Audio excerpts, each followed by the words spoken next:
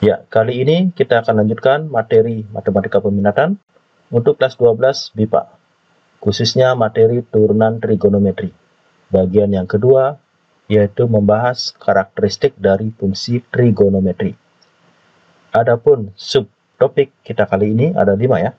Yang pertama, yaitu kemonotonan fungsi trigonometri. Yang kedua, titik stasioner fungsi trigonometri. Yang ketiga, kecekungan fungsi trigonometri. Yang keempat, titik belok fungsi trigonometri.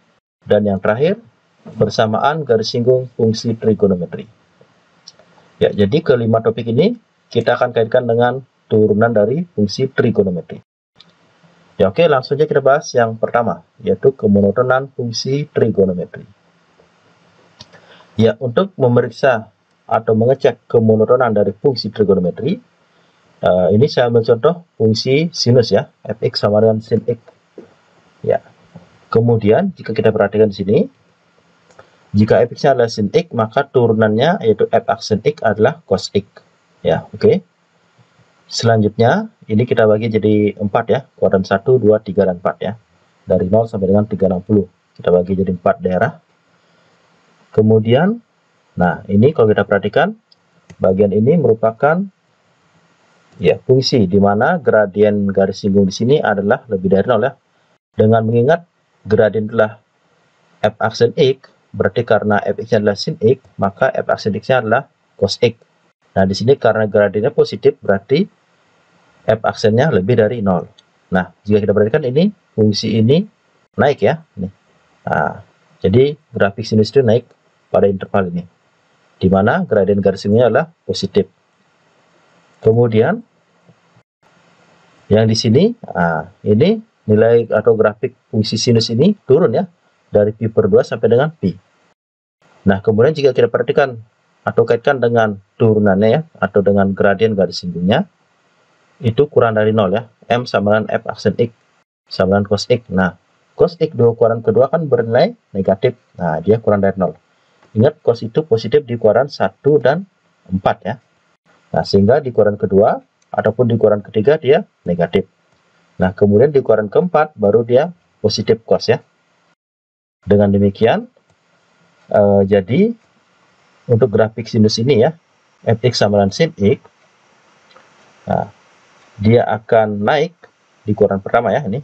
Nah, kemudian turun di kuadran kedua, turun juga kuadran ketiga, naik lagi di kuadran keempat. Oke. Nah, jika kita kaitkan dengan turunannya, jadi fx itu naik jika f aksennya lebih dari 0, kemudian turun jika f aksennya kurang dari 0, turun lagi. Nah, ini sama, f aksen kurang dari 0, naik lagi jika f aksennya lebih dari 0. Dengan demikian kesimpulannya ya, ini kan grafik sinus. Nah, ini bisa kita bawa ke grafik secara umum. Jadi, fx itu monoton naik jika f aksen x lebih dari 0. Kemudian fx itu monoton turun jika f aksennya kurang dari 0. Jadi inilah kesimpulan dari kemonotonan suatu fungsi ya. Jadi, fx itu naik jika turunannya lebih dari 0, fx turun jika turunannya kurang dari 0. Oke, demikianlah topik kita yang pertama ya. Kita lanjutkan ke topik berikutnya, yaitu titik stasioner fungsi trigonometri. Nah, saya ambil contoh yang sama ya, yaitu grafik dari sinus.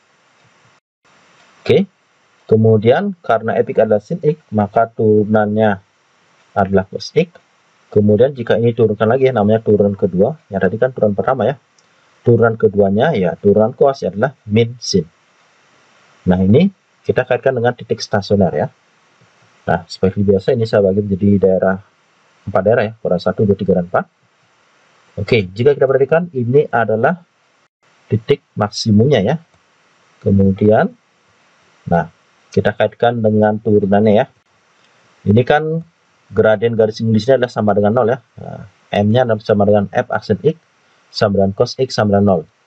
Kenapa? Karena cos dari pi per 2, yaitu cos dari 90 adalah 0. Oke, benar ya? Kemudian, turunan keduanya ya, turunan dari cos adalah min sin. Dia bernilai negatif. Ya, coba kita cek. Sin dari 90 adalah 1. Sehingga min sin 90 adalah min 1 kurang dari 0. Nah, disinilah ternyata diperoleh fx yang maksimum. Nah, kemudian kita cek yang kedua, yang titik minimum ya di sini. Nah, ini merupakan titik minimum dari fungsi fx sama dengan sin x. Kita kaitkan dengan gradien dan turunan. Nah, ini kan gradiennya 0 ya. Nih, garis ininya begini ya. M sama dengan f aksen x sama dengan cos x sama dengan 0. Bisa dicek ya. Cos dari 3pi per 2 adalah 270 ya. Cos 270 adalah 0. Kemudian turunan keduanya, turunan dari cos adalah min sin. Min sin dari 270 adalah min dari min 1 ya. Min dari min 1 jadinya 1. Itu lebih dari 0. Nah, disinilah ternyata diperoleh fx-nya minimum ya. Atau sin x-nya itu minimum. Dengan demikian, kesimpulannya, fx akan maksimum di titik stasioner f aksen x sama dengan 0. Ini namanya titik stasioner ya. Di mana f double aksen x kurang dari 0. Kemudian fx akan minimum di titik stasioner f aksen x sama dengan 0 dan f double aksen itu lebih dari 0. Oke ya. Nah, artinya begini. Untuk mencari titik maksimum dan minimum, kita cari turunan pertama. Ya, intinya sama nih. Turunan pertama kemudian samakan dengan 0 ya. Setelah disamakan dengan 0, kita ketemu x-nya. Nah, x-nya itu kita uji di turunan kedua. Jika setelah diuji di turunan kedua dia negatif, berarti dia merupakan titik maksimum. Kemudian setelah diuji di turunan kedua dia positif, berarti dia merupakan titik minimum. Ya, oke, jadi demikian ya caranya. Nah, selanjutnya kita masuk ke topik yang ketiga.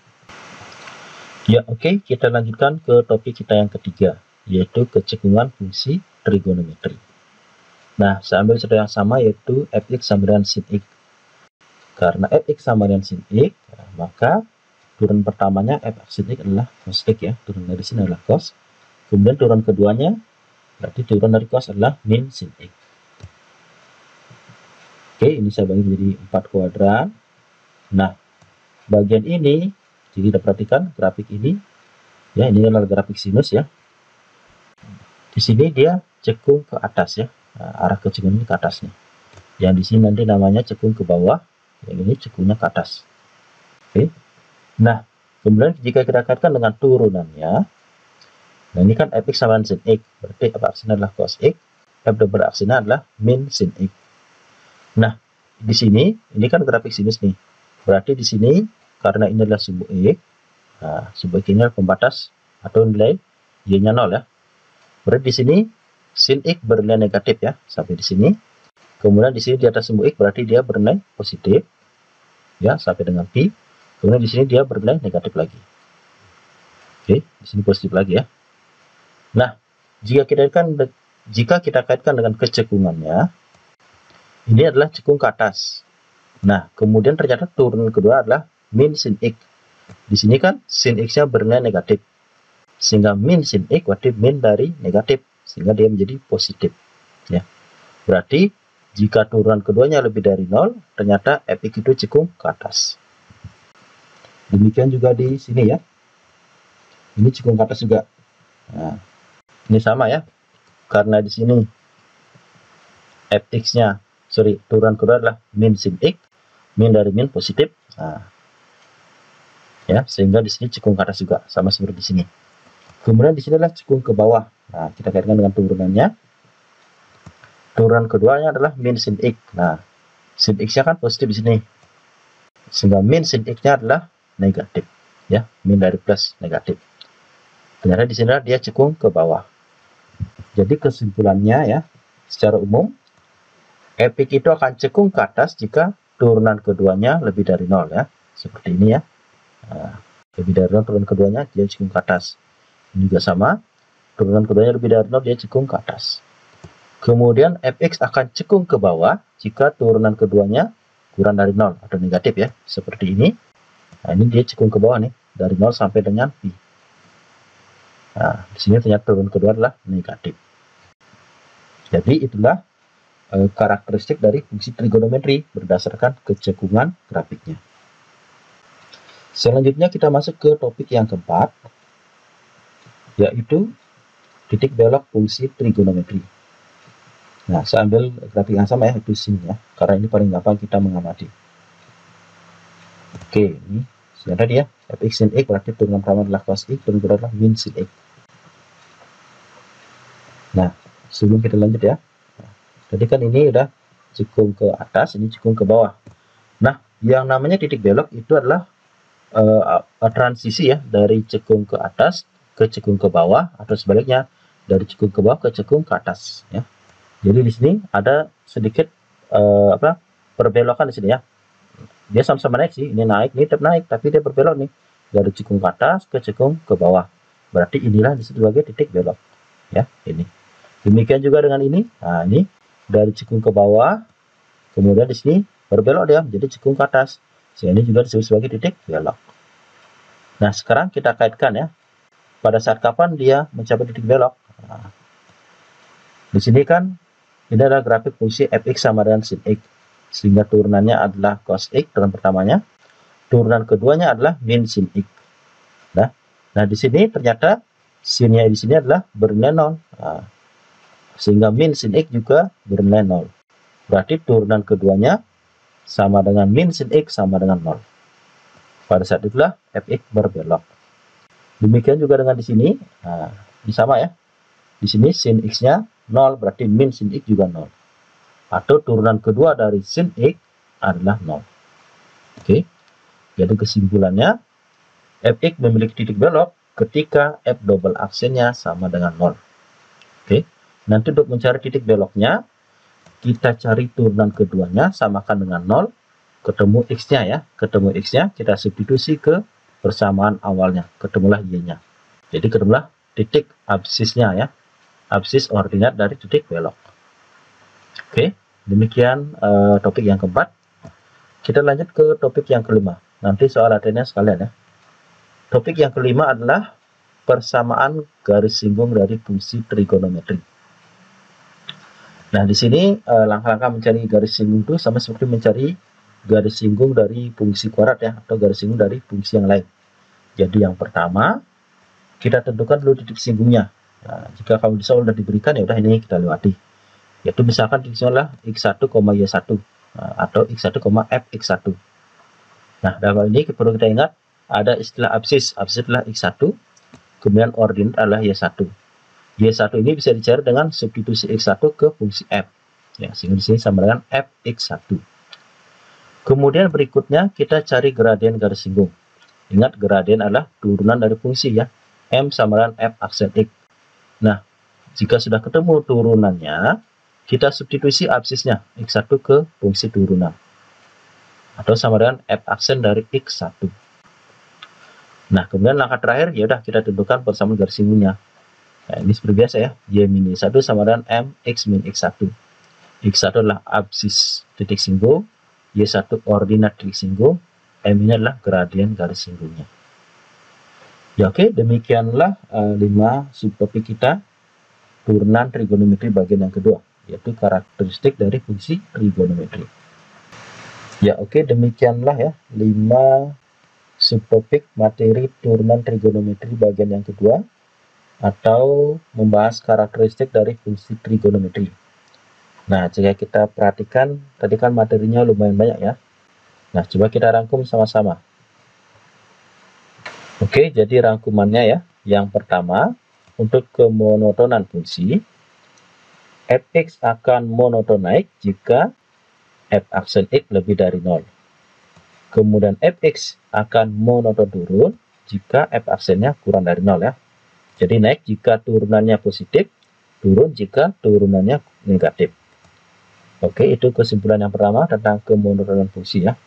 Lanjut kesimpulan yang kedua, atau rangkuman yang kedua. Untuk jenis titik stasioner ya.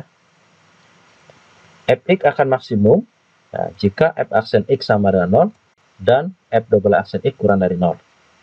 Kemudian fx akan minimum jika f aksen x sama dengan 0 dan f double aksen x lebih dari 0. Artinya begini ya, untuk mencari titik maksimum ataupun minimum, langkahnya sama.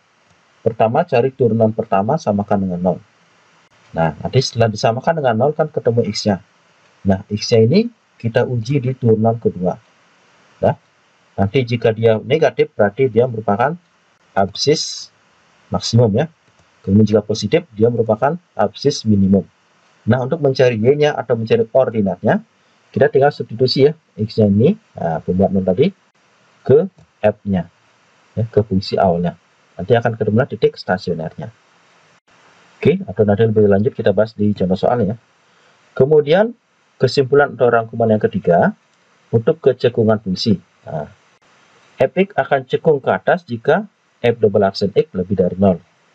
Kemudian Fx akan cekung ke bawah jika F double aksen X kurang dari 0. Jadi ini berkaitan dengan turunan kedua ya. Jadi cekung ke atas jika turunan keduanya positif, cekung ke bawah jika turunan keduanya negatif. Nah, oke.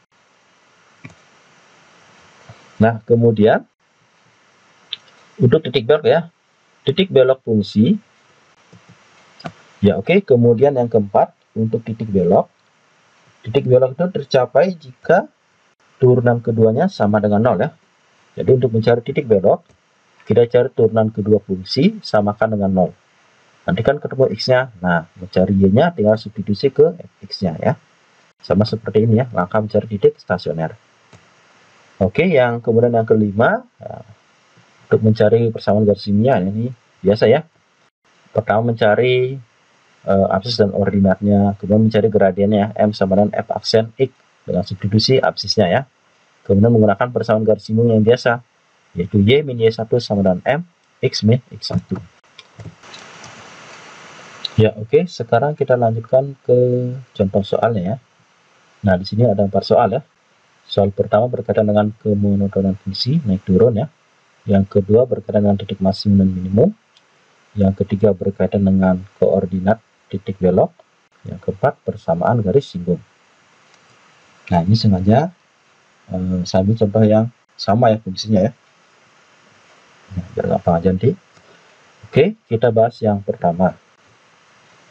Tentukan interval di mana fungsi fx sama dengan sin dalam kurung 2x dikurang 30 derajat naik atau turun ya pada interval 0 kurang dari sama dengan x kurang dari sama dengan 180 derajat. Oke, kita bahas yang pertama aja ya.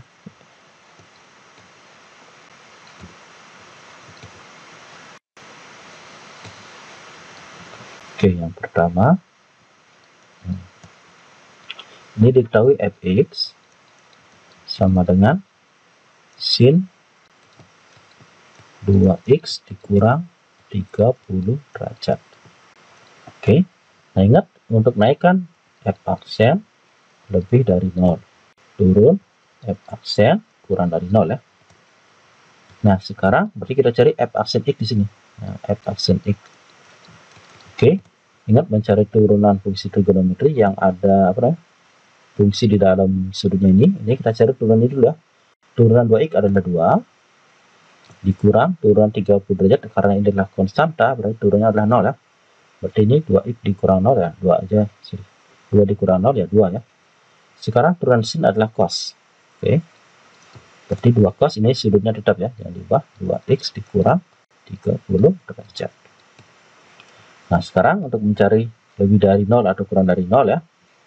Nah, ini kita cari titik stasionernya dulu. Tapi samakan F aksen X ini dengan 0. F aksen X sama dengan 0. Nah, ini berarti 2 cos 2x kurang 30 samakan dengan 0 ya.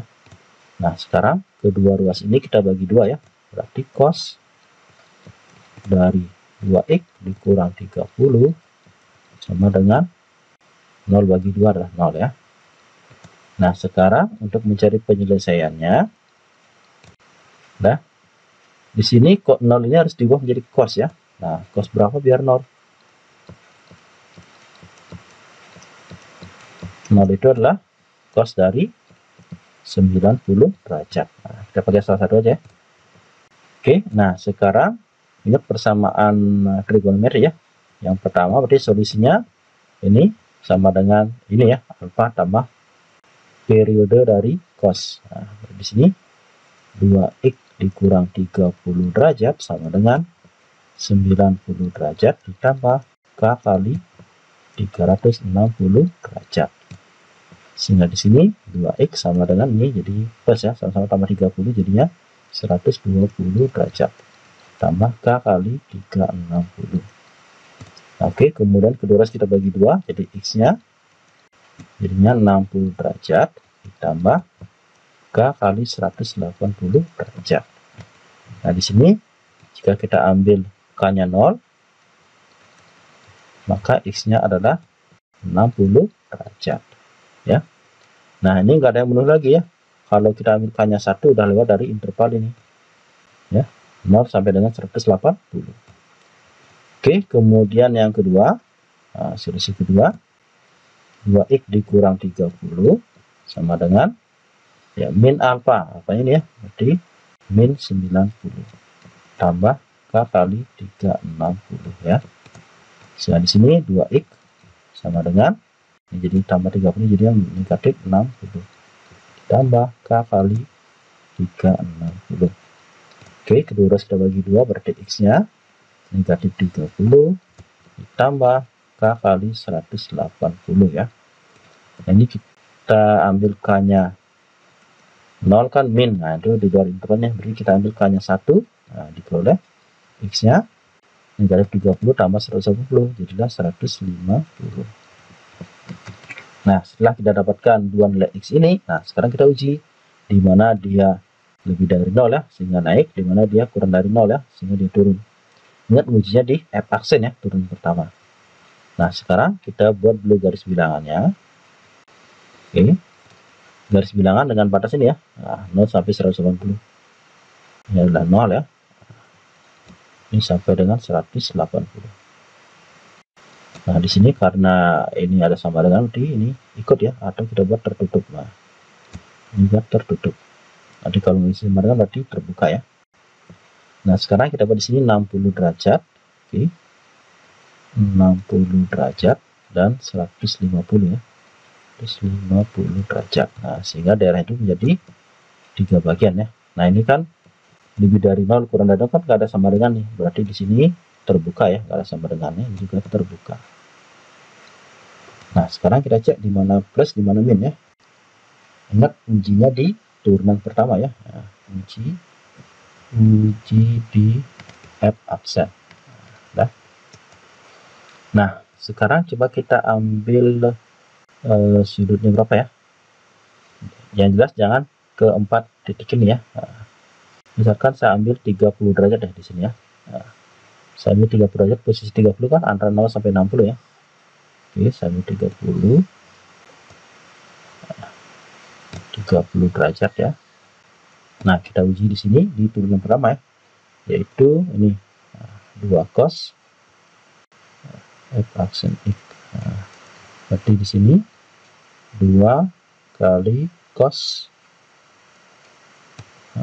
2 kali 30 dikurang 30 ya, sehingga menjadi 2 cos 60 kurang 30 ya 30 ya. Nah, cos 30 adalah setengah akar 3 kali 2 berarti jadinya akar 3 ya. Nah, ini lebih dari 0 ya. Ini sama dengan akar 3. Sehingga di sini positif ya. Nah, di sini positif. Sehingga di sini dia negatif. Di sini positif lagi. Nah, sehingga di sini kalau positif berarti kurva itu naik. Nah, negatif turun. Nah, positif naik lagi. Oke. Nah, jadi sebenarnya dari sini bisa dilihat kok, atau bisa dijawab yang nomor 2 ya. Nanti saya bedakan aja.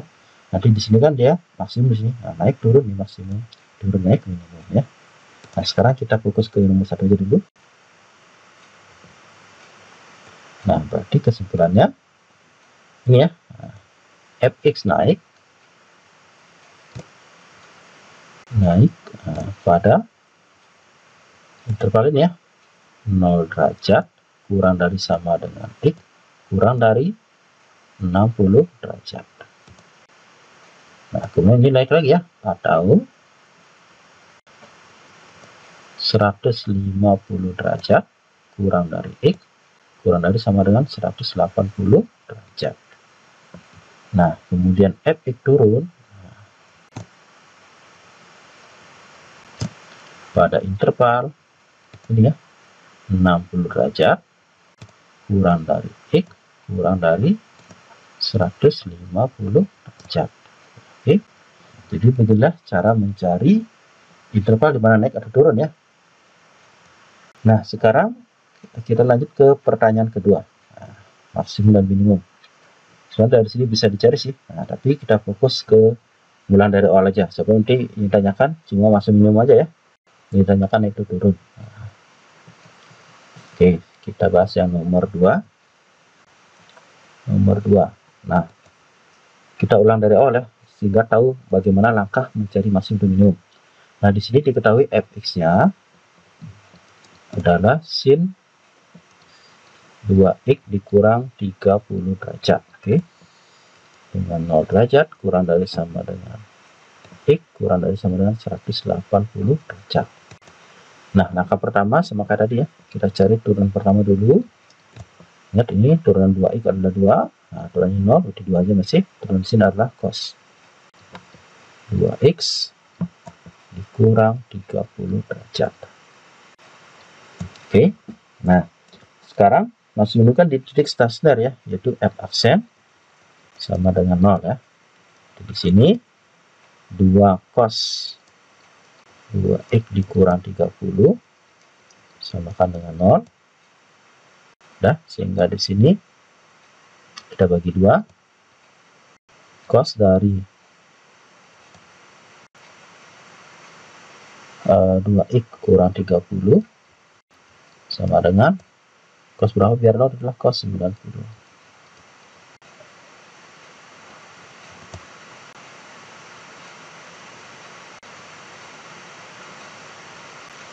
Oke, sekarang nilainya ada 2 ya. Yang pertama kayak tadi ini. Dan di sini 2x kurang 30 sama dengan 90 tambah k kali 360 ya. Sehingga 2x sama dengan 120 tambah k kali 360. Nah, ini kita bagi 2, berarti x-nya 60 ditambah k kali 180 ya. Oke, di sini yang benar adalah k sama dengan 0. Jadi diperoleh x-nya adalah 60 ya. Kemudian solusi kedua ya, ingat yang cos adalah alfa dan min alfa ya. Berarti 2x dikurang 30 sama dengan negatif 90 ditambah k kali 360. Berarti 2x sama dengan negatif 60 ditambah k kali 360. Kita bagi 2, berarti x-nya adalah negatif 30 ditambah k kali 180. Ini dengan mengambil k-nya 1 ya. Nah, x-nya jadinya 150. Oke, nah sekarang untuk mencari maksimum minimum, kita harus uji di turunan kedua. Nah, f aksennya kan ini. F aksen x adalah 2 cos 2x kurang 30. Nah, sekarang f double aksen x sama dengan turunan 2 ini adalah 2 ya, berarti 2 kali 2 adalah 4. Oke, sekarang turunan cos adalah negatif sin. Sudah tetap 2x dikurang 30. Oke, ini 4 kali min, berarti min 4 ya. Sin 2x dikurang 30. Nah, sekarang kita uji ya, uji titik stasioner ini di turunan kedua.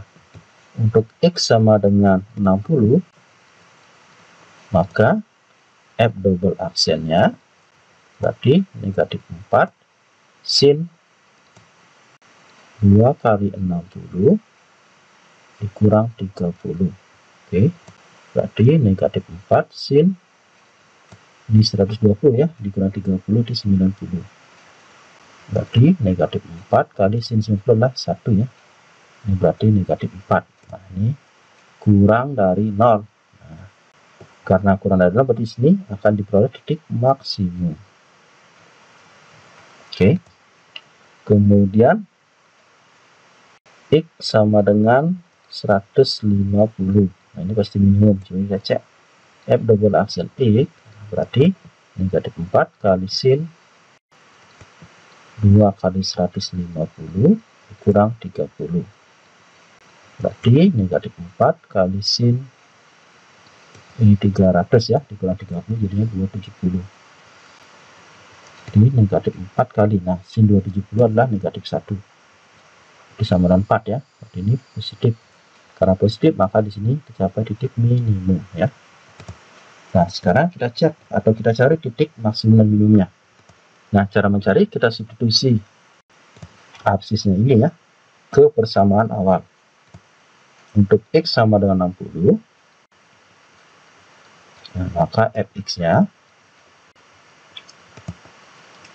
sin dalam kurung 2 kali 60 dikurang 30 ya.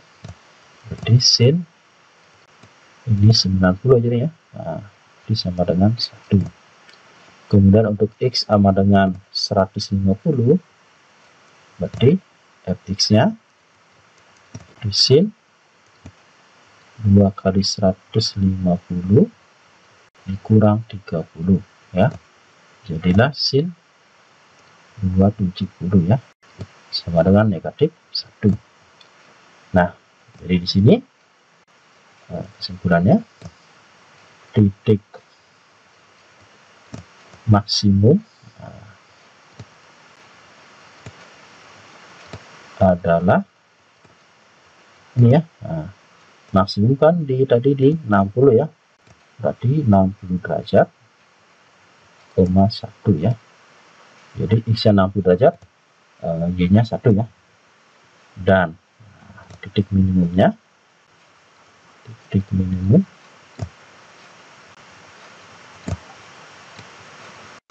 adalah ini ya, 150 derajat, negatif 1. Nah, sudah bisa dilihat dari sini aja sih. Ini kan lebih besar dari maksimum ya, ini lebih kecil minimum ya. Atau lebih jelasnya kita harus uji di turunan kedua. Oke, jadi inilah cara untuk mencari titik maksimum dan minimum dari fungsi trigonometri. Nah, berikutnya soal yang ketiga, bagaimana cara mencari koordinat titik beloknya. Nah, kita bahas ya yang nomor 3 sekarang. Nah, sama kayak tadi ya. Oke, ini fx-nya sama dengan sin 2x dikurang 30. Nah, dengan batas 0 kurang dari 9x kurang sama dengan 180. Oke, nah sekarang ingat turunan kedua atau titik belok adalah di turunan kedua ya. Turunan kedua sama dengan 0 ya. Dari turunan pertama, ini turunan 2x kurang 30 adalah 2, turunan sini adalah cos 2x kurang 30. Oke, turunan keduanya, ini 2 ya. Nah ini turunan 2 ini adalah 2x kurang 30 adalah 2, kalikan 2 berarti 4. Nah, turunan cos adalah min sin. Nah, taruh minnya di sini, sinnya di belakang ya, biar lebih cepat ya. 2x kurang 30. Nah ingat, titik belok itu tercapai di turunan kedua sama dengan 0, berarti f double aksen samakan dengan 0 ya. Jadi di sini negatif 4 kali sin 2x dikurang 30 samakan dengan 0 ya. Nah ini sama-sama kita bagi 4 ya, jadi sama-sama kita bagi negatif 4 sorry.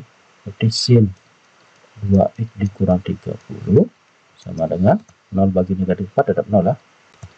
Nah sekarang kita ubah 0 itu menjadi sin berapa? 2x kurang 30, 0 itu adalah sin 0 ya. Nah sekarang solusinya berarti ada 2 ya. Yang pertama ini sama dengan alfa, alfanya kan 0 ya. 2x dikurang 30 sama dengan 0 tambah periodenya yaitu k kali 360 ya, atau k kali 2pi. Berarti sini 2x sama dengan 30 ditambah k kali 360.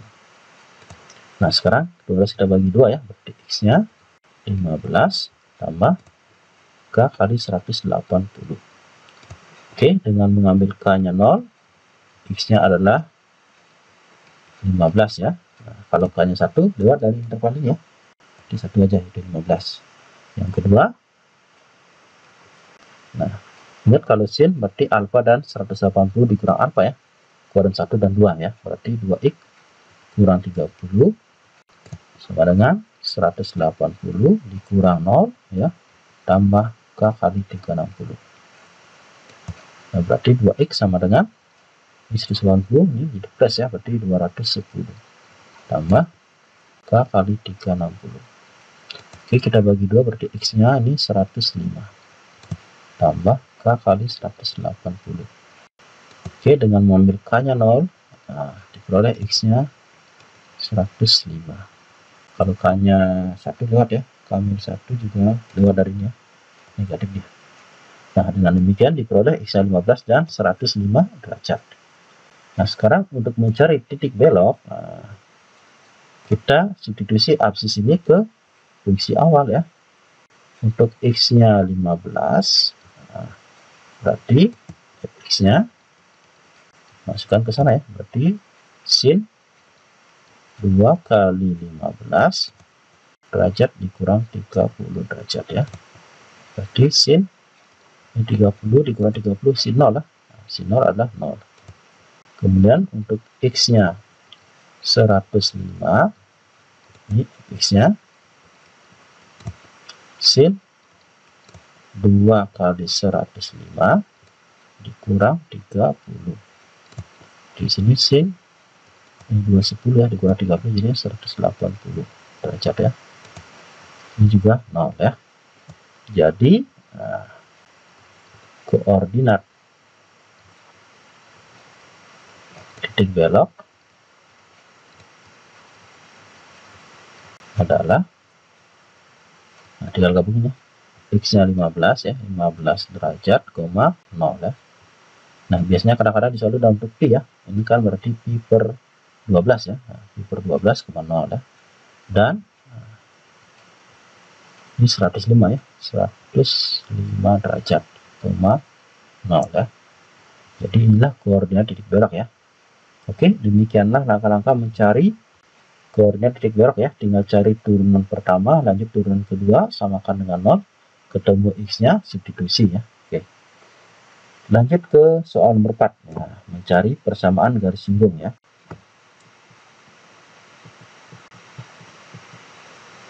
Nah, ingat, untuk mencari persamaan garis singgung, langkah pertama kita cari dulu titik singgungnya. Nah, di sini kan X-nya sudah diketahui ya, berarti Y-nya belum ya.